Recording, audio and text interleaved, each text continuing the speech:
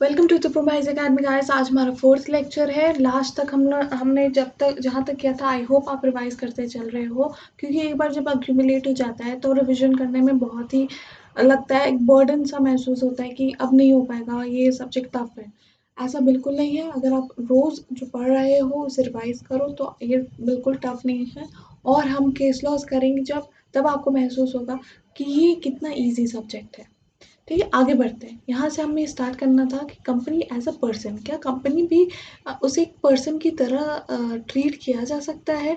और एक और सवाल इसके साथ साथ उठता है कि क्या कंपनी को सिटीजन की तरह ट्रीट किया जा सकता है। तो उसका जवाब यही है, a company is an artificial person created by law.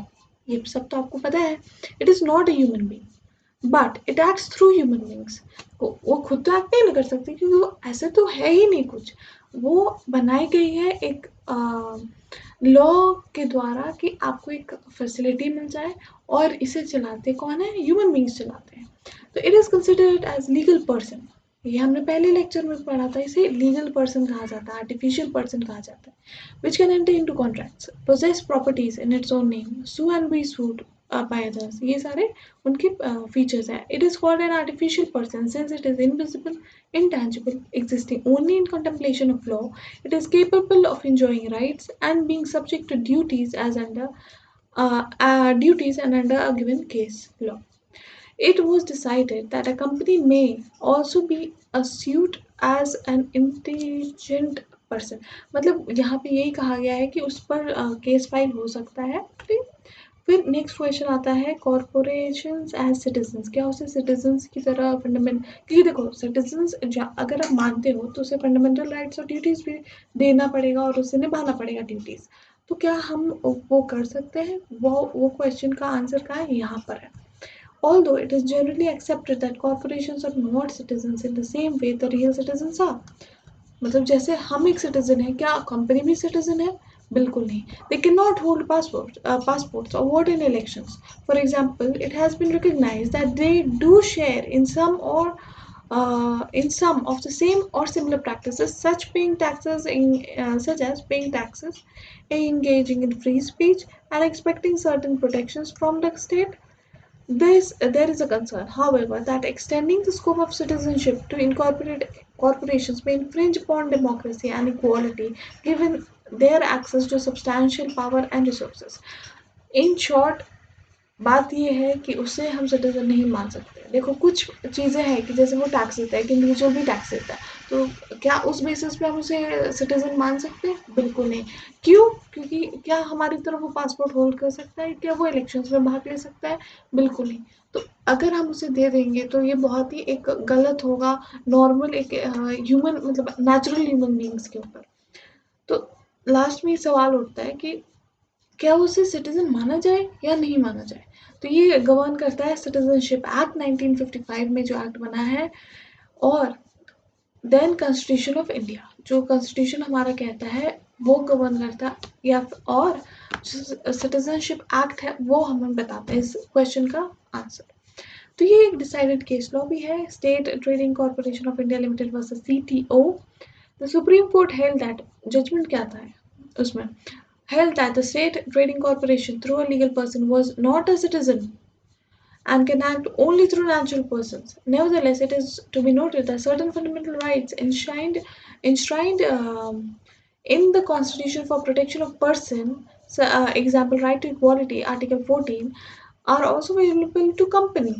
Section 2, Clause F of Citizenship Act expressly excludes a company or association of person और body of individuals from citizenship. यहाँ यही बात की गई है कि चाहे कुछ भी आप राइट दे रहे हो, अगर जो भी राइट्स एंजॉय करती है कंपनी, तो उससे दो चीज़ों से गुजरना पड़ता है, एक तो सिटीजनशिप एक्ट और हमारा जो कॉन्स्टिट्यूशन है।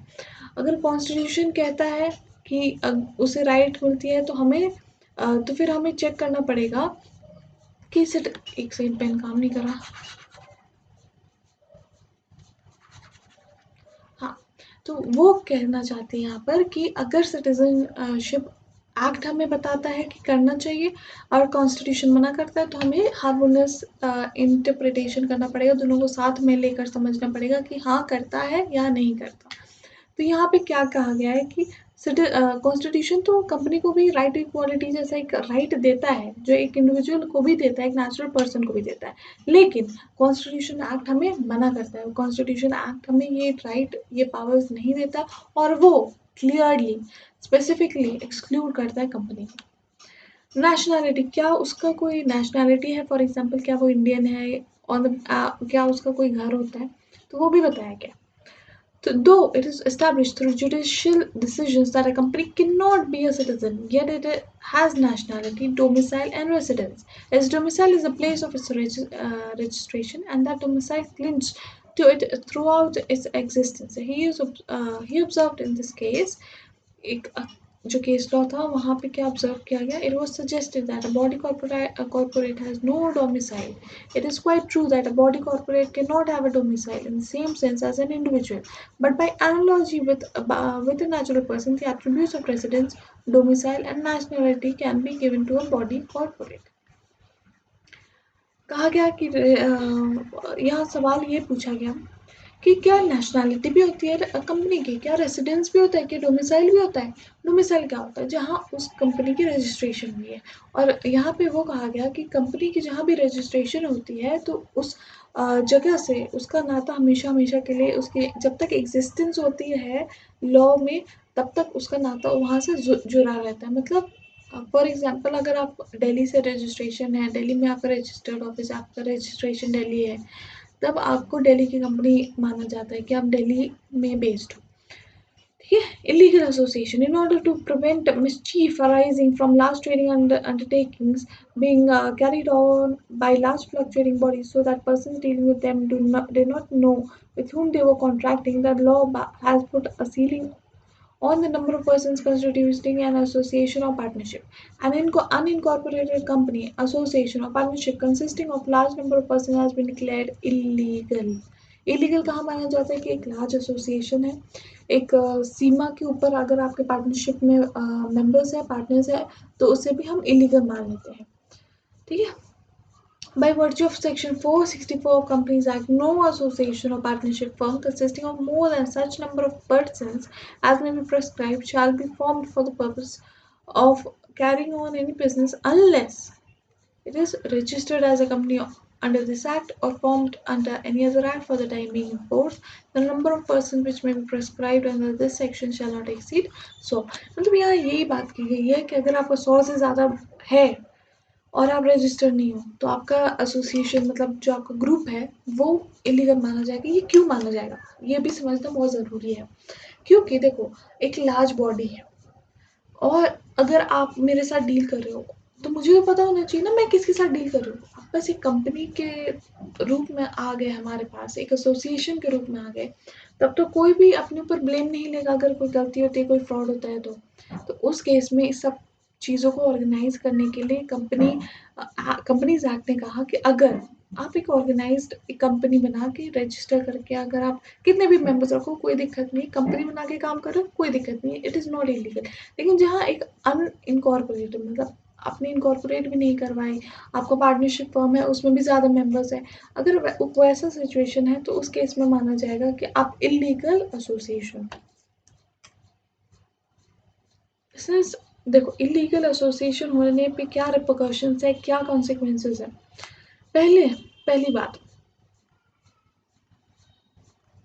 कैनॉट एंटर इनटू कॉन्ट्रैक्ट में एंटर नहीं कर सकता। Cannot sue any member outsider, not even if the company is subsequently registered. चाहे देखो, काम आप आज कर रहे हो और कंपनी बाद में बनाई आपने और आप चाहते हो कि पुराने एक्शंस के लिए किसी पर्सन को सू कर दें, वो नहीं कर सकते। cannot be sued by a member और outsider for recovery of debts. आप किसी को नहीं कर सकते सूट फाइल, तो कोई आप पे भी नहीं कर सकता।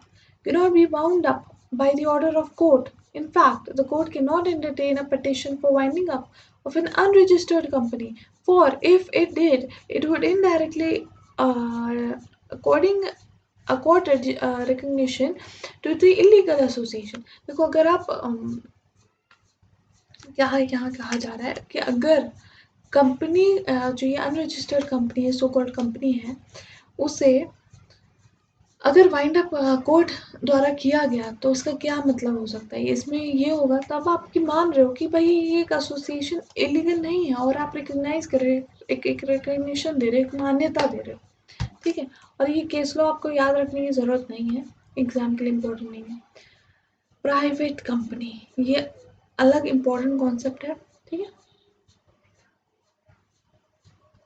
प्राइवेट कंपनीज़ के सेक्शंस आपको याद रखने चाहिए और रखना पड़ेगा आपको, क्योंकि आज और आज के बाद से जो आपका फ्यूचर है एज अ सीएस, आपको ये सब बेसिक चीज़ें आपको पता होनी चाहिए, ठीक है? तो हम इसे नेक्स्ट लेक्चर में कंटिन्यू करें क्या? ठीक है, see you in the next video, bye bye.